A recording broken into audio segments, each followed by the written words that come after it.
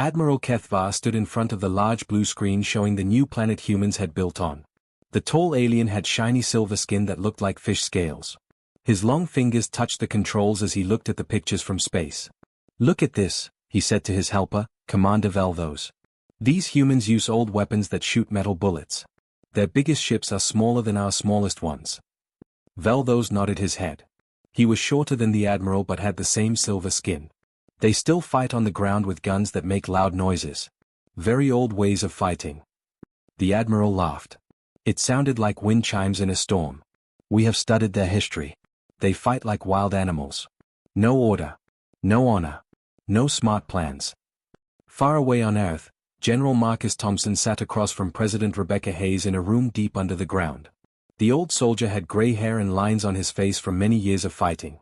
His hands were rough and strong as he put papers on the table. "They want our space rocks," Thompson said. "The rocks have metals we need for our ships. Their people came to talk but they were not nice about it. They said we must give them what they want." President Hayes was a woman with brown hair and smart eyes. She had been the leader of America for 2 years. "What did they say would happen if we said no?" "They said they would fight us. Like it was some kind of game with rules." Thompson shook his head. "They gave us 2 days to think about it." Back on the alien ship, Admiral Kethvar was reading about human wars on his computer. The screen showed pictures of old battles and weapons. He saw soldiers in mud, big explosions, and burned cities. "These humans fight each other all the time," he told Captain Mordain, who was young for an alien but still older than most humans. "They use tricks and lies. They hide behind trees and in holes. No honor at all." Captain Mordain looked at the pictures too. "Should we be worried, sir?" The Admiral made a sound like laughing but meaner. "Worried? About these small creatures who still use fire to make their weapons work? Our shields can stop anything they have. Our plasma guns can cut through their metal ships like paper." On Earth, the leaders met in the big White House where the president lived. General Thompson brought maps and pictures of the alien ships. The aliens had sent these pictures to show how strong they were. "Their ships are pretty," said Admiral Jennifer Martinez. She was the leader of the Space Navy. "All smooth and glowing. But pretty does not always mean strong." President Hayes looked at the alien message again. "They really think this is like an old night story. They sent us a formal challenge to fight. With rules and everything." "What kind of rules?" asked Thompson. "We meet in space. Ships against ships. The winner takes the space rocks. Very neat and clean." The president did not look happy. "They think war is a gentleman's game." Lieutenant Colonel James Mitchell was looking at his screens in the Space Command Center. He was younger than Thompson but had fought in 3 wars. "The alien ships are coming. 12 big ones and lots of small ones. They are flying in a straight line like they are in a parade." General Thompson walked over to look. "They are not hiding at all. They want us to see them coming." "Should we meet them the way they want?" asked Mitchell. Thompson thought for a moment. Then he smiled, but it was not a nice smile. "No. Let's show them how humans really fight." The alien ships moved toward the human planet like a wall of light. Each ship was beautiful, made of something that looked like crystal and metal mixed together. They sent radio messages in perfect human language. "People of Earth," came the voice of Admiral Kethvar. "We are coming to take what is ours. Meet us in honest battle and your defeat will be quick and clean. Hide like cowards and we will hunt you down." In the human command room, everyone listened to the message. Some of the younger soldiers looked scared. The aliens sounded very sure of themselves. But General Thompson just smiled bigger. "Hunt us down," he said to his officers. "I don't think they know what they just said." Captain David Chen was the leader of a human ship called the Indomitable. It was not as pretty as the alien ships, but it was built to fight hard and take damage. "General, we have 15 ships ready to fight. The aliens have 40. "Numbers are not everything, Captain," Thompson said. "Sometimes the smaller dog wins because it wants it more." On the alien command ship, Admiral Kethvar watched the human planet get bigger on his screen. "Prepare for battle," he ordered. "Form the war formation. When the humans come to meet us, we will destroy them quickly." But the humans did not come to meet them. Instead, something else happened. Small objects that looked like space rocks began to move toward the alien ships. At first, the aliens thought they were just floating garbage. Then the rocks exploded. The first explosion hit an alien ship on the side. The pretty crystal hull cracked and air began to leak out. Alarms started ringing all over the ship. "What was that?" shouted Commander Velthos. "Some kind of mine," said the ship's engineer. "Hidden in the asteroid field. But our sensors should have seen it." More explosions followed. The humans had turned old mining bombs into space weapons. They had hidden them among the real rocks where the aliens would not look. The bombs were not strong enough to destroy the alien ships, but they hurt them and made their pretty formations fall apart. Admiral Kethvar felt something he had never felt before in battle. Confusion. This was not how wars were supposed to start. Where were the human ships? Where was their honor? The answer came when human ships appeared from behind the planet's moons. But they did not form neat lines like proper warships. They scattered in all directions like insects when someone lifts a rock. "Impossible," whispered the admiral. "How can we fight an enemy that will not stand and fight?" The war had begun, and already nothing was going as planned. The first real fight started when the sun came up over New Melbourne Colony. Admiral Kethvar expected the human ships to fly toward his fleet in straight lines like proper warriors. His own ships were ready in perfect rows, all guns pointing forward. But the human ships did something strange. They broke apart and flew in different directions like scared birds. "Sir, they are running away," Commander Velthos said with a happy voice. "Should we chase them and make them give up?" Before Admiral Kethvar could answer, loud bangs shook his ship. The humans had not run away. They had put bombs in the space rocks around the planet. When the alien ships flew close, the bombs went off. "That cannot work," the admiral said, but his voice was shaking. "Our shields stop everything. Mining bombs are too weak." But these were not normal mining bombs. The humans had changed them. They made special electricity that turned off the alien shields for a few seconds. In those seconds, the bombs could hurt the pretty alien ships. Captain Mordain watched his ship's lights go on and off. "Sir, our computers are not working right. The human weapons are doing something to our power." On the ground, alien soldiers came down from the sky in flying boxes. They expected to find human soldiers waiting for them in lines, ready to fight like gentlemen. Instead, they found empty buildings and quiet streets. Colonel Zarven was the alien ground commander. He was older than most aliens and had won many battles. But he had never seen anything like this place. "Where are the human soldiers?" he asked his helper. "We do not know, sir. The town looks empty." But the town was not empty. It was full of traps. Private Hannah Brooks and her friends had moved all the regular people to safe places. Then they turned every building into a danger. When the first alien soldier walked into the big store, the floor exploded under his feet. The blast was not big enough to kill him, but it scared him and hurt his legs. While he was confused, more explosions went off in other buildings. "They are not fighting us," said Sergeant Alan Foster over his radio. "They are hunting us like animals."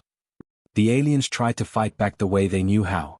They made straight lines and walked forward with their shields up and their plasma guns ready. But the humans attacked from places the aliens did not expect. Lieutenant Sarah Kim had hidden her team in the water pipes under the ground.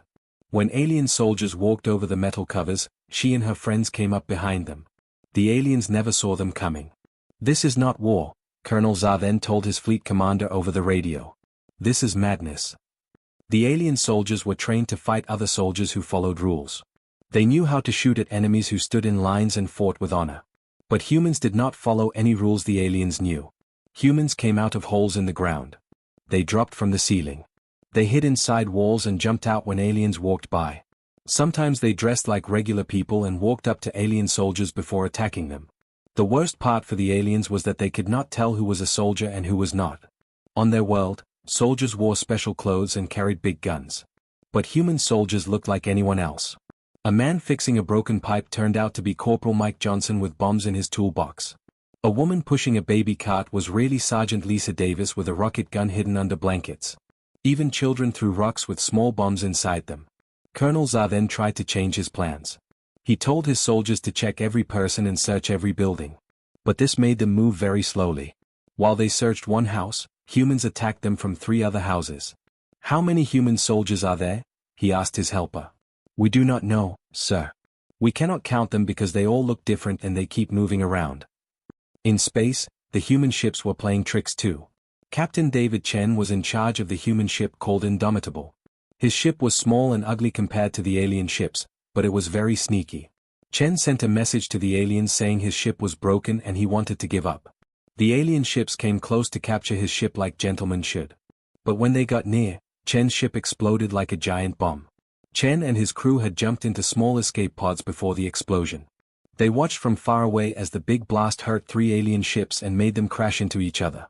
Admiral Kethvar could not believe what he was seeing. They destroyed their own ship just to hurt us. What kind of people do that?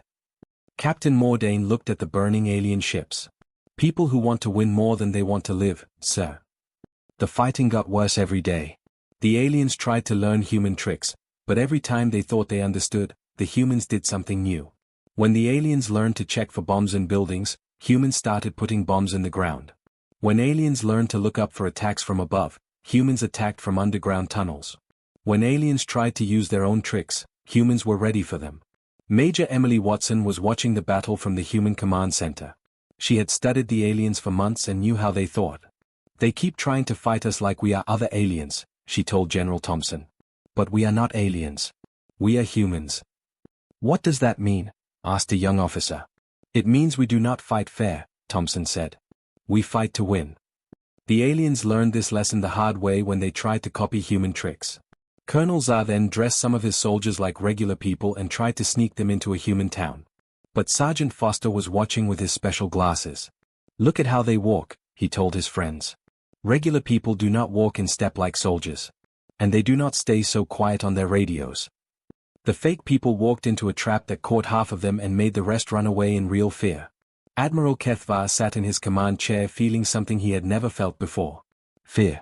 Every time his forces learned a human trick, the humans invented a new one. It was like fighting smoke or shadows.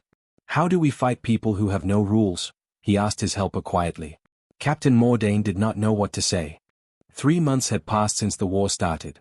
Admiral Kethvar stood in front of the Council of Admirals on the big alien home world. His pretty uniform now had burn marks and cuts from fighting. The other admirals looked at him with worried faces. The humans will not fight the right way, Kethvar said to the council. They use lies, tricks, and mind games we have never seen before. Admiral Sindala was very old and had won many wars. She moved forward in her chair. You must be making this sound worse than it is, Kethvar. No people can be so wild and crazy. They turned a party ship into a weapon, Kethvar said. His voice was tired. The ship was playing music and had people dancing on it. It asked for help because it was broken. When we went to help them, rockets came out of hidden doors. All the admirals became very quiet. Using a fun ship to fight was something they had never heard of. Back on Earth, General Thompson met with his officers in a hidden room under the mountains. Major Emily Watson put pictures and papers on the table. She looked excited. The aliens are trying to learn our ways, she said. They have started flying their ships in mixed-up patterns instead of straight lines. They also check for our tricks more carefully. Colonel Mitchell nodded his head. So we need to be smarter than them. What is happening with Operation Ghost Ship? Captain Brooks has the hospital ship Mercy ready near their supply ships. She is asking them for help and saying she has hurt people on board. Thompson smiled, but it was not a nice smile. And what is really on the ship? Enough bombs to blow up a small moon, sir. On the hospital ship Mercy, Captain Hannah Brooks watched the alien ships come closer. Her crew had painted big red crosses on the outside of the ship. They had filled the sick rooms with people pretending to be hurt. The fake patients groaned and cried when alien sensors looked at their ship. Hospital ship, this is Admiral Kethvar, came a voice over the radio. We got your call for help. Thank you so much, Brooks said back. She made her voice sound scared and happy at the same time. We have many hurt people and our engines are broken. The aliens had rules about helping hurt people, even if they were enemies. So they moved their ships close to help the hospital ship. They did not know that the hurt people were really bomb experts. They did not know that the medical boxes were really explosives. When Brooks pressed the button, the explosion destroyed the alien supply ships and left a whole group of alien fighters with no food or fuel. The aliens got very angry and tried to use tricks too. Colonel Zar then dressed his soldiers like regular people who had lost their homes. He wanted to sneak them into human towns to cause trouble from the inside. But Sergeant Foster and his smart soldiers were ready for this trick. Foster was watching the fake refugees through special glasses from far away. Look at how they walk, Foster said to his friend. Real refugees are tired and sad. They walk slowly and look around scared. But these people walk like soldiers. They keep the same distance from each other. And they are too quiet on their radios. The fake refugees walked right into a trap. Half of them got caught and the other half ran away very scared. Admiral Kethvar was getting very worried. Every time his people learned a human trick, the humans made up new ones. It was like trying to catch water with his hands. Major Watson was making new plans in the human war room. The aliens think they can predict what we will do, she said. But we need to stay one step ahead of them. What do you suggest? Asked General Thompson. We make them think we are doing one thing, but really do something else. Like a magic show. The next human trick was very clever. They sent signals that made it look like they were building a big weapon on the moon. The aliens saw all the ships going back and forth. They saw the energy readings.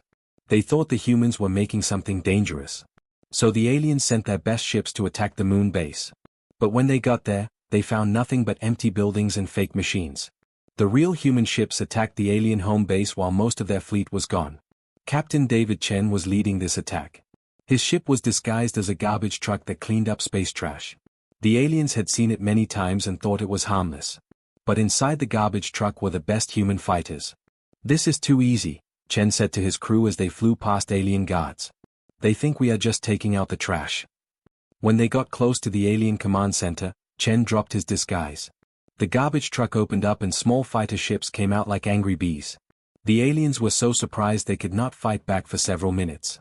The humans destroyed 3 alien communication centers and 2 weapon factories before flying away. The aliens did not even know who had attacked them until it was too late. Admiral Kethvar got the bad news while he was still flying back from the fake moon base. They tricked us, he said quietly. While we were looking at the bright light, they stabbed us in the back. Captain Mordain looked very tired. Sir, how do we fight people who think like this? Every time we learn their trick, they have already moved on to a new one. I do not know, the Admiral said. In our wars, both sides follow the same rules. But humans seem to make new rules every day. The worst part was that the humans were not just winning battles. They were making the alien soldiers scared to fight. Every alien warrior knew that humans could be anywhere, looking like anyone, ready to do anything. Some alien soldiers started seeing human tricks where there were none. They shot at their own people by mistake. They ran away from empty buildings. They could not sleep because they thought every shadow was a human warrior. The humans are not just fighting our bodies, Admiral Kethvar told his council over the radio. They are fighting our minds too. Admiral Sindala sounded very old and tired when she answered. What do you need from us? More soldiers. More ships. More time to figure out how to fight these creatures. But deep down, Admiral Kethvar was starting to wonder if they could ever figure out how to fight humans. The humans seemed to have no limits on what they would do to win. The big fight that changed everything happened at Titan Station. Admiral Kethvar had decided to use all his remaining ships for one last attack. He believed Titan Station was the most important human military base. If he could take it, the war would be over. But Admiral Kethvar did not know that the humans had tricked him again. Titan Station was not really important. It was bait in a trap. The humans had spent weeks making fake radio messages about secret weapons at Titan Station. They talked about supercomputers and new bombs. They made it sound like the most valuable place in human space. The aliens listened to these messages and believed them. Colonel Robert Hayes was in charge of defending Titan Station. He was a smart soldier who had fought in many battles. He knew the aliens would send everything they had to capture the station. How many aliens are coming? Asked his helper, Lieutenant Park. All of them, Hayes said with a grim smile. Admiral Kethvar is betting his whole fleet on this attack. And how many people do we have to stop them? 200 soldiers and a space station full of tricks. The aliens came in their biggest ships and their strongest fighters. They had thousands of soldiers ready to take over the station. Admiral Kethvar watched from his command ship as his forces got ready to land. This time we will win, he told Captain Mordain. No more tricks. No more games. We will take that station and end this war. But Colonel Hayes had turned Titan Station into a maze of death. Every hallway had hidden traps. Every door could explode. Every wall might have a human soldier hiding behind it ready to attack. The aliens landed their soldiers and began moving through the station. At first, everything seemed normal. The hallways were quiet and empty. Then the first trap went off. Private Thomas Fletcher was only 19 years old, but he was very good at making things explode. He had put bombs in the air vents above the main hallway. When alien soldiers walked underneath, he set them off. The explosion was not big enough to kill all the aliens, but it filled the hallway with smoke and knocked them down. While they were confused, Fletcher dropped more surprises on them from above. "Where is he?" shouted the alien squad leader. "Where is the human?" But Fletcher was already gone, moving through secret passages to set up his next trap. Colonel Hayes was using the station's gravity controls like a weapon. He would turn off gravity in one hallway, making the aliens float helplessly in the air. Then he would turn it back on suddenly, slamming them into the floor. In another part of the station, Sergeant Lisa Martinez had turned the water pipes into flamethrowers. When aliens tried to break down doors, she filled the hallways with burning liquid. The aliens tried to adapt, but every time they figured out one trap, the humans had 10 more waiting for them. It was like fighting ghosts who could be anywhere and do anything. Marine Commander Velkoth was leading the alien ground attack. He was a brave warrior who had won many battles. But he had never fought anything like this. "They are not just fighting," he told Admiral Cathvar over the radio. "They are playing games with us. Like cats playing with mice before they kill them." The final moment that broke Admiral Cathvar happened in the station's main computer room. Private Fletcher had been fighting alone for 3 hours, holding off an entire platoon of alien soldiers. He was tired and running out of ammunition, but he would not give up. When the aliens finally cornered him in a small room, Fletcher just sat down and smiled at them. He was covered in dirt and his clothes were torn, but he did not look scared. Admiral Cathvar had to see this human who had caused so much trouble. He came down to the station himself to talk to the prisoner. Fletcher sat in a metal chair in the alien detention room. His hands were tied behind his back, but his eyes were calm and steady.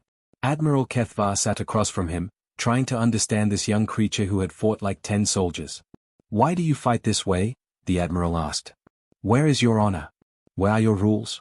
Where is your civilization?" Fletcher looked at the tall alien with silver skin and felt sorry for him. "You really do not understand, do you? Make me understand." The young human leaned back in his chair. "You think war is like a sports game. You think there are rules that both teams follow. But war is not a game, Admiral. War is about staying alive. It is about making sure the other guy dies so you can go home to your family." Admiral Cathvar felt cold inside his body. But there must be limits. There must be some things that are wrong to do. "The only wrong thing," Fletcher said quietly, "is losing. The only limit is what you are willing to do to protect the people you love. And humans will do anything." The Admiral stared at this young human who talked about terrible things like they were normal. "Every animal on our planet tried to kill us," Fletcher continued. "Ice ages that lasted thousands of years. Diseases that killed millions of people. Giant animals with big teeth. Even other humans who wanted to take our food and our land."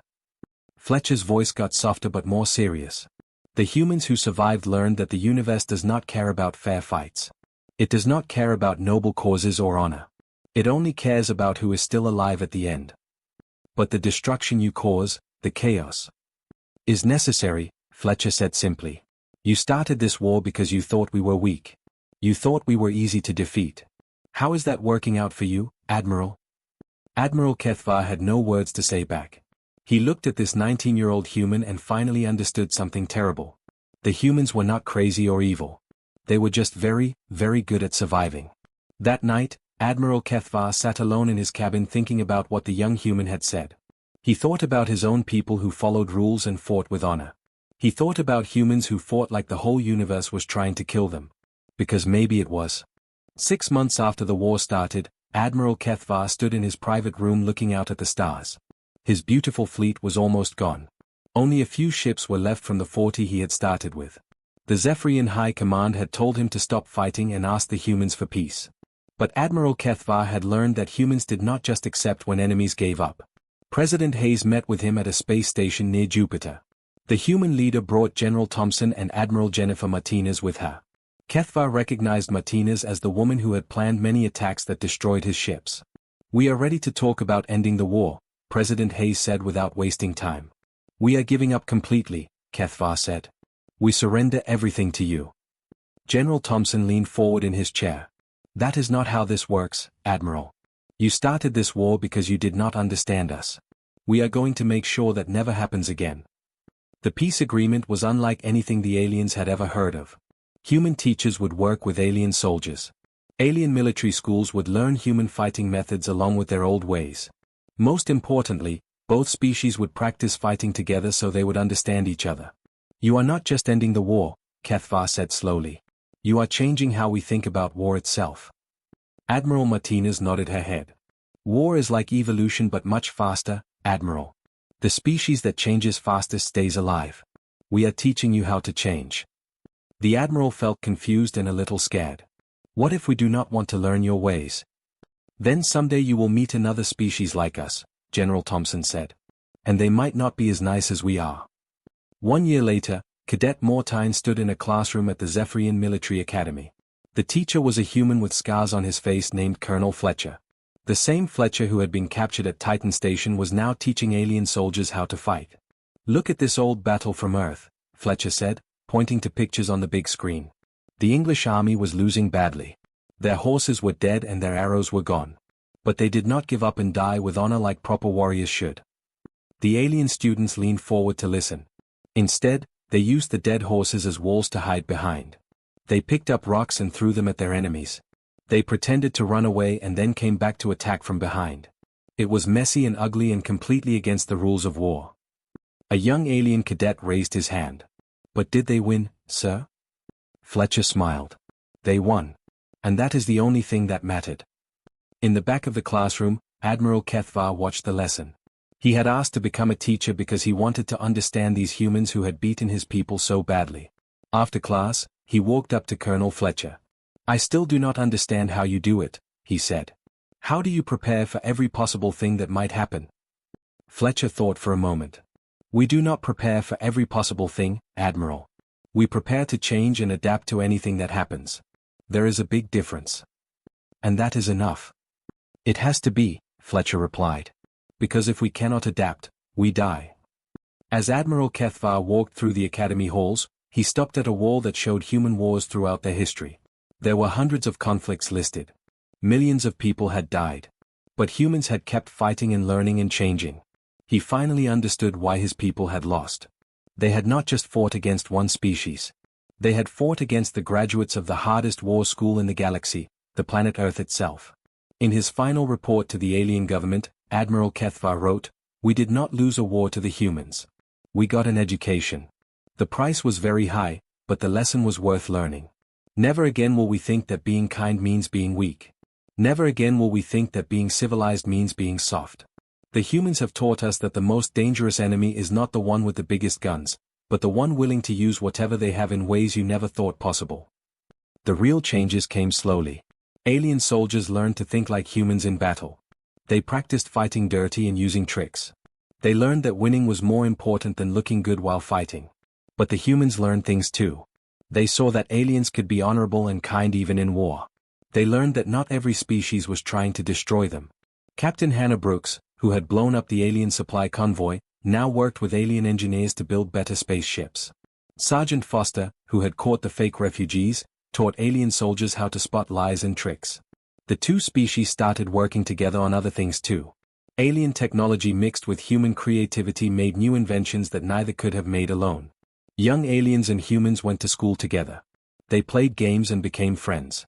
Some even got married and had children who were part alien and part human.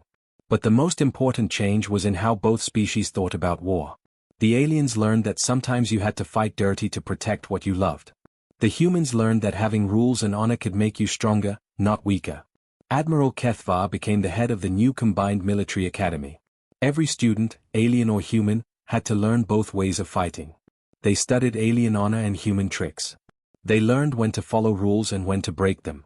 On graduation day, Admiral Kethvar gave a speech to the new officers. War is not about being right, he told them. War is about surviving long enough to protect what matters. The humans taught us this lesson. Now we must teach it to others who might not understand. The war was over.